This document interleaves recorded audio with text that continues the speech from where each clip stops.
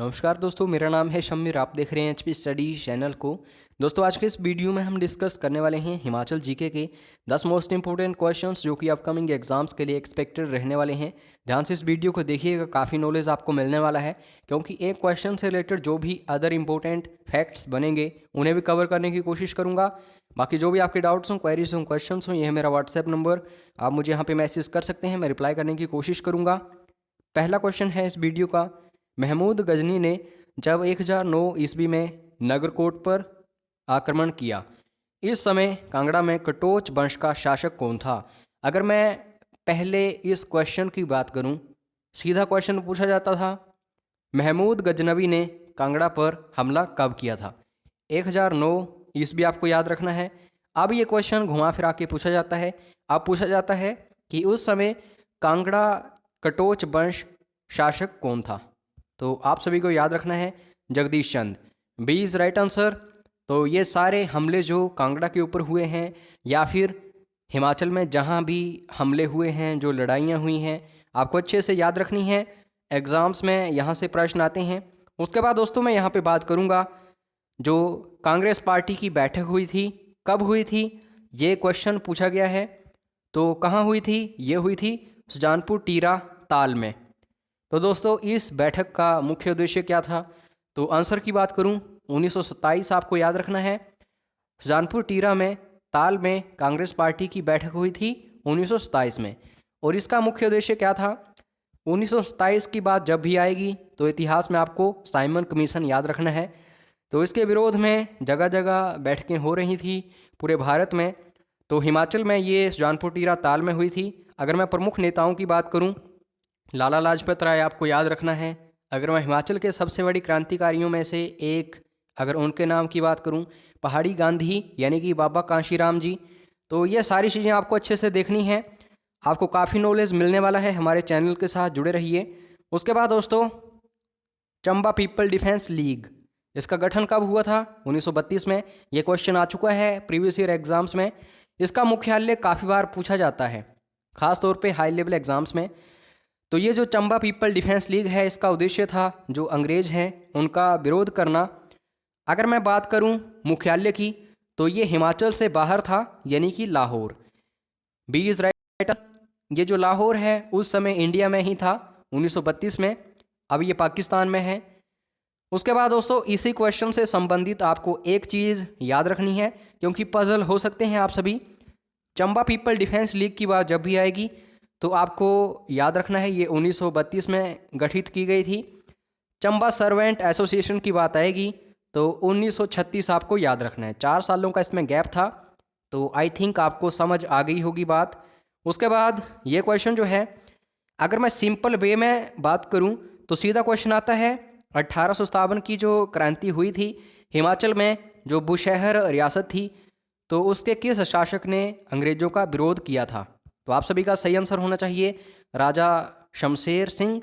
लेकिन दोस्तों high level exams में अक्सर पूछा जाता है कि 1857 के विद्रोह में जो बुशहर का शासक था, जिसने जो सैन्य सहायता है, आर्थिक सहायता है, या फिर 15,000 रुपये वार्षिक कर देने से इनकार किया था, वह कौन है? तो राजा शमशेर सिंह आपको याद रखना है। बुशहर की बात जब भी आएगी तो इसका प्रथम शासक पूछा जाता है। ये क्वेश्चन है मेरा आप सभी के लिए। बुशहर रियासत जो है उसकी स्थापना किसने करी थी? अभी आपको कमेंट करके इसका सही आंसर बताना है। उसके बाद नाहन शहर, इसकी नींव किसने रखी थी? ये प्रश्न काफ़ी बार पूछा जा चुका है। दोस्तों सन भी काफ़ी बार पूछा जाता है, आपको ईयर भी पता होना चाहिए। फिलहाल मैं यहाँ पे बात करूँगा नाहन शहर की। राजा करम प्रकाश, A is right answer.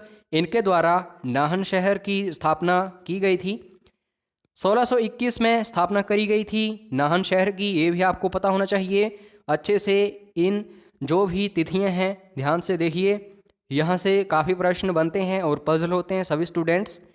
Himachal राज्य सचिवालय, दोस्तों इस समय जो एचपी स्टेट सेक्रेटरीट है आपको देखने को मिलेगा, इसकी अलग से बिल्डिंग है। और जो एचपी विधानसभा है ये तो अलग, को पता ही होगा। कोई एक समय था तो ये इकट्ठी हुआ करती थी। दोस्तों अलग कब हुई थी, यानी कि ये जो हिमाचल प्रदेश स्टेट सेक्रेटरीट है, इसे ट्रांसफ़र कब किया गया था दूसरे स्थान पर? तो सही आंसर की बात करूं, सही आंसर होगा इस क्वेश्चन का 1957।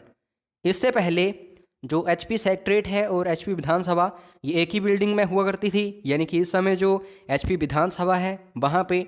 तो ये हाई लेवल एग्ज़ाम्स में ज़रूर क्वेश्चंस पूछे जाते हैं, अच्छे से देखना इसको। उसके बाद शिमला कॉन्फ्रेंस की बात करूं, यानी कि शिमला सम्मेलन की, तो ये किस इमारत में हुआ है? पता नहीं कितनी बार क्वेश्चन पूछा जा चुका है। वाइसरीगल लॉज आपको याद रखना है। और हिमाचल के जितने भी एग्ज़ाम्स होते हैं वाइसरीगल लॉज से रिलेटेड क्वेश्चन जरूर आते हैं।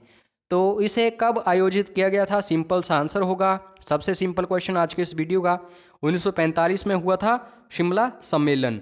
दोस्तों ये जो सम्मेलन है बेसिकली उस समय जो वाइसरॉय थे लॉर्ड बेबल, तो इनका एक प्लान था बेबल प्लान, तो इसके अकॉर्डिंग ये कॉन्फ्रेंस हुआ था, सम्मेलन हुआ था, ये भी आपको पता होना चाहिए।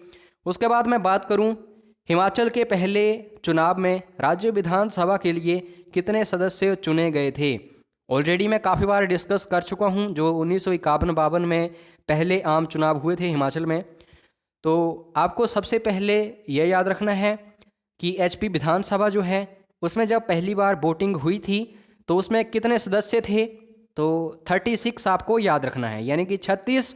और उन चुनावों में विजयी कौन रहा ये भी आपको पता होना चाहिए। इंडियन नेशनल कांग्रेस के जो आप कह सकते हैं प्रमुख नेता डॉक्टर वाई.एस. परमार ये विजयी रहे, इन्होंने 24 सीटें जो हैं जीती थी।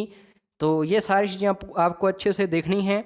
उसके बाद जब भी दोस्तों हिमाचल दिवस की बात आएगी तो आपको 26-25 जनवरी नहीं याद रखना है, आपको याद रखना है 15 अप्रैल, क्योंकि 25 जनवरी को तो हिमाचल प्रदेश जो है ये एक राज्य बना था। जब भी हिमाचल दिवस की बात आएगी तो 15 अप्रैल अच्छे से याद रखिए। 15 अप्रैल 1948 को हिमाचल में कितनी तहसीलें बनाई गई थी? अब दोस्तों ऐसा नहीं कि आपको तहसीलें जो हैं 15 अप्रैल 1948 की ही पूछी जाएंगी, अक्सर इस समय की भी पूछी जा सकती हैं। तो करंट अफेयर्स के साथ बने रहना है, आपको सब कुछ बता रहा हूं इस वीडियो में। फिलहाल बात करूंगा 15 अप्रैल 1948 की, जब ये चीफ कमिश्नर्स प्रोविंस बना था हिमाचल, तो उस समय 23 तहसीलें थी टोटल हिमाचल में। इस चीज़ को अच्छे से देख लेना। अगर मैं इस समय की बात करूं तो हिमाचल प्रदेश की थोड़ी सी जानकारी के ऊपर प्रकाश डाल रहा हूं। डिवीज़न्स कितनी हैं? 3 जिले, 12 तहसीलों की बात करूं या फिर सब तहसीलों की तो 169 हैं। डेवलपमेंटल ब्लॉक्स की बात करूं, ब्लॉक्स कितने हैं? 78। अर्बन लोकल बॉडीज़ कितनी हैं? 49। कितने शहर हैं? 59। ग्राम पंचायतें मोस्ट इंपॉर्टेंट 3226। और गांव कितने हैं? 20,690। पुलिस स्टेशंस की बात करूं 127।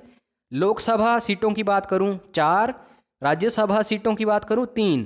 और जो असेंबली कॉन्स्टिट्यूएंसीज हैं, जो निर्वाचन क्षेत्र हैं 68।